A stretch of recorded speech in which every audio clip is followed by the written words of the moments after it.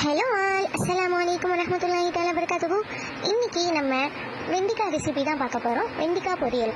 பாதி பேர் வெண்டிக்காய் கொல்லன்னு இருக்குன்னு சொல்லிட்டு சாப்பிடவே மாட்டாங்க, சாப்பாட்டில் சேர்த்துக்கவே மாட்டாங்க.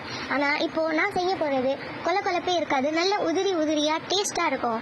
வாங்க எப்படி செய்கிறதுன்னு பார்க்கலாம். 2 டேபிள் ஸ்பூன் எண்ணெய் ஊற்றிட்டு, எண்ணெய் சூடு வந்ததுக்கப்புறமா கடுகு போடணும்.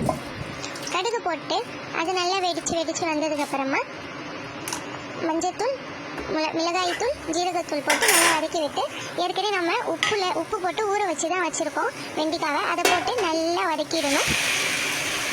அதுக்கப்புறமா கருவேப்பிலையே சும்மா போடக்கூடாது, பிச்சு தான் போடணும். அப்போ தான் அதோட ஸ்மெல்லு நம்மளுக்கு கிடைக்கும், டேஸ்ட்டும் இருக்கும்.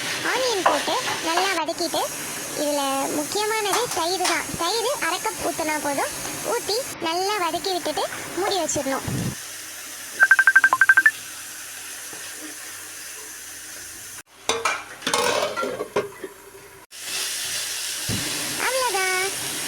கொலப்பே இல்லாமல் நல்ல உதிரியாக வெண்டிக்காய் ரெடி.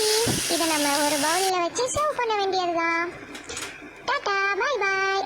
அஸ்ஸலாமு அலைக்கும் வரஹ்மத்துல்லாஹி தஆலா பரகாத்துஹு.